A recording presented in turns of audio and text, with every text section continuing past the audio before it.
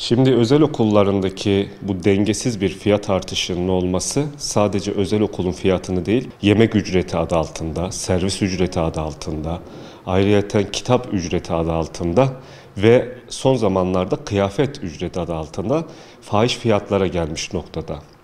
Bu genel itibariyle eğitimdeki o fırsat eşitliğini maalesef bozmaktadır.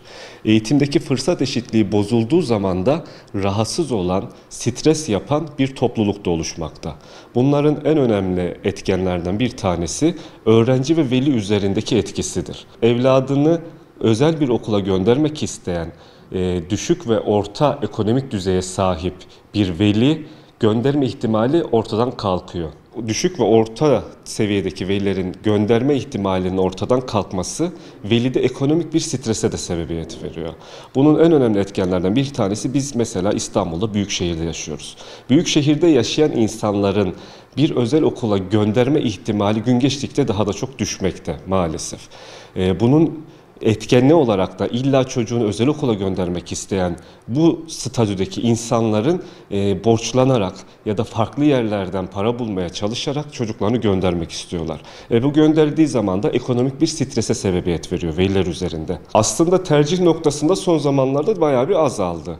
Kendi kurum için söyleyeyim, birçok özel okuldan kendi okuluma gelen bir öğrenci kitlesi de var.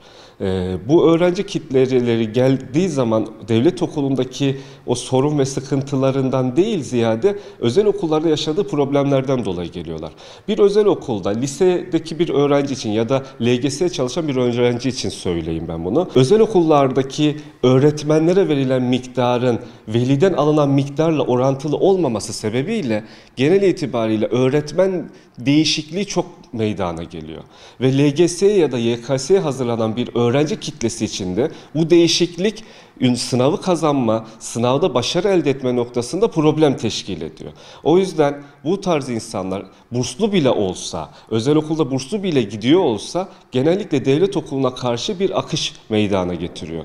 Şimdi özel kurumlarda sadece biraz önce de ifade ettik, ücreti verip okuluna devam etmiyorsun. Bunun yemek ücreti adı altında çok fahiş fiyatlar söyleniyor. İşte kitapla alakalı enteresan fiyatlar söyleniyor ve bu kitapları da gidip de başka yerden alma ihtimali de yok. Sadece kendi kurumu içerisinde almaları gerektiği ifade ediliyor.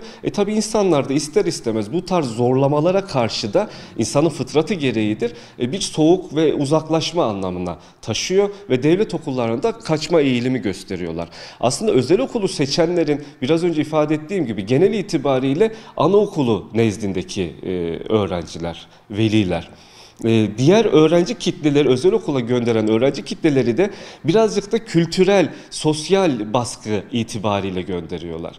İşte benim evladım özel okulda okuyor ya da benim evladım işte okurken piyano çalmaya da öğreniyor gibi söylemler üzerine hareket ediyorlar. Ama şunu bilmeleri gerekir ki devlet okulları da artık eskisi gibi değil, özellikle yeni müfredatın Türkiye Yüzyılı Marif modeliyle birlikte öğrencileri daha yönlü geliştirebilecek nitelikte işler de yapılıyor. Bunu ilkokuldan liseye kadar zaten farkına varabiliyorsun.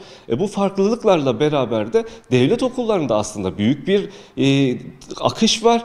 Özel okullara giden kişi sayısı azaldığından dolayı fiyatları da böyle artırdığını düşünüyorum. Tabii bunun içerisine açgözlülük de koyabiliriz, farklı etkenler de koyabiliriz ama genel itibariyle özel okullardan devlet okullarına gelme eğilimi artmış durumda son zamanlarda. Artık devlet okullarındaki LGS başarıları ve YKS başarıları medya üzerinde de görebiliyoruz. Başakşehir özelinde söylersek, geçen sene LGS'de 6 tane Türkiye birincisi çıktıysa bunlardan 3 tanesi devlet okulundan çıktı. Bu çok büyük bir başarıdır, çok büyük bir etkendir. Üniversite sınavına hazırlanma noktasında da bizim şu andaki birçok liselerimizde öğrencilerin herhangi bir dışarıda bir kuruma gerek duymadan da çalışabileceği bir sistem kuruluyor. Ve devletimizin destekleme yetiştirme kursu adı altında yapmış olduğu kurslar öğrencilerin üniversiteye hazırlanma, hazırlanma ya da liseye hazırlanma sürecini inanılmaz derecede destekliyor. Bu destek sonucunda da büyük bir başarı ortaya çıkıyor. Şimdi bu üniversitenin verilerinden, üniversitenin kazanma verilerinden bu şey ortadadır. Hangi devlet kurumunda öğrencilerin nereyi kazandığı ve kazandığı yerlerin ne kadar yüksek olduğunu görebiliyoruz. Zaten televizyonlarda özellikle üniversite sınavındaki derece yapanlar ya da LGS'de derece yapanların %70'inin 80'inin devlet okulundan çıktığını hem haberlerde görebiliyoruz hem de istatistikli verilerde biz buna ulaşabiliyoruz. Bu anlamda devlet okullarına talebin ve artışın olma sebeplerinden bir tanesi de budur bence.